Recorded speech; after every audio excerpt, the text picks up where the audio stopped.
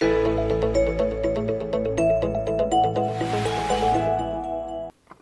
Bechukotai contains within it a very impressive list of brachot, and even a more frightening and lengthier list of the klalot. But to understand really the purpose of those brachot and those klalot are in the general context of what's going on in the Torah. The Ramban, already at the beginning of Parshat Bahar, explains very simply. Parshat Bahar takes us back to Har Sinai, and continues the Brit that we really first exposed to at Har Sinai. What was the problem? The Brit at Har Sinai was ruptured.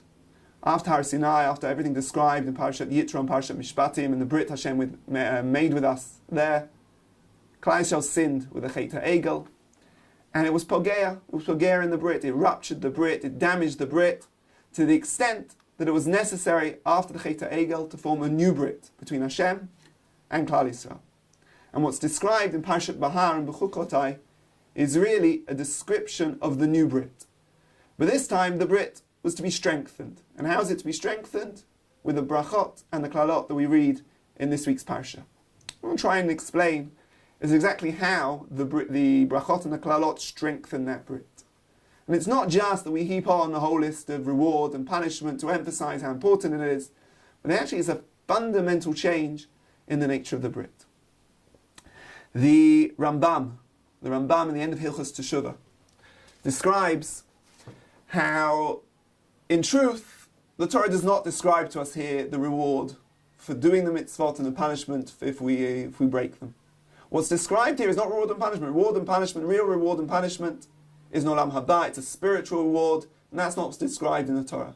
What's described is that if we keep the mitzvot, that Hashem will ensure that nature, that reality is adjusted in a way that will enable us to keep those mitzvot with greater ease, and therefore achieve what we're supposed to achieve to a much greater extent. So if we start keeping mitzvot, the rain will come in its time, the crops will grow, it'll be easier to live, we won't have to put so much effort into earning our parnasa, and we'll be able to spend our time on our godly mission and achieve what we're supposed to do. And if, chas v'shalom, we stray from the path, and we're not doing what we're supposed to be doing, so reality, in a sense, will prevent us. It'll be very hard to live here. First, the whole list here of the klalot. First, the weather will stop functioning properly. The land won't produce its crops. The animal life will turn against us. Eventually, there'll be war, and we'll be we're unable to exist in Eretz Yisrael.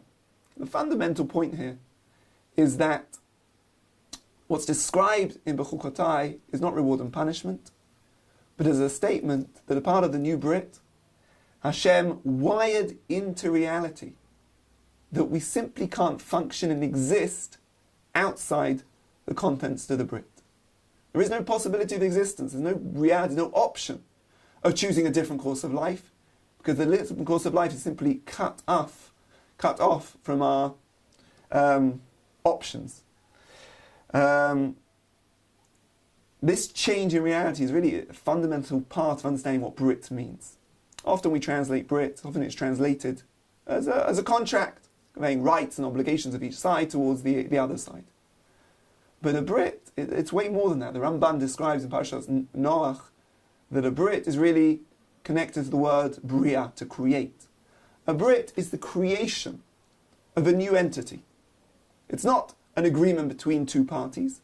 It's the creation of a new entity which binds together both sides into a new reality where the destiny of both sides is entirely bound up together. They can no longer exist outside that new reality that's been created. And that's the idea here of the brachot and the klalot. We have to realize that our identity and our destiny, our existence is bound up now with Hashem. And there's no possibility of achieving and succeeding and existing outside of that reality. I'll finish with a very short story that I heard as a child in the name of Moshe Feinstein that really had an effect on me, but I think it really expresses this point very well. Rav Moshe Feinstein was walking along in the Beis Midrash. He wanted to leave, he had to go somewhere.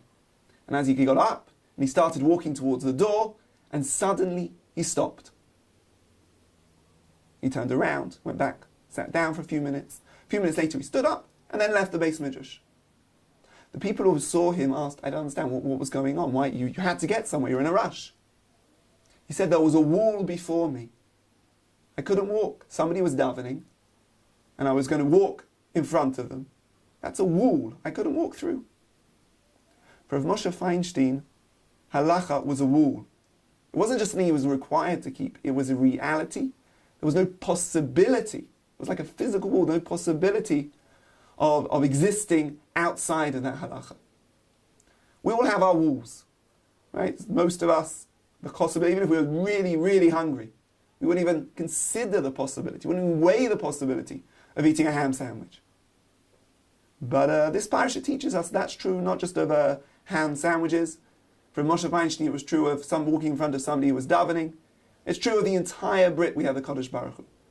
Reality is wired in the way. It's part of our existence, part of our reality, to exist only within the Brit. Shabbat Shalom.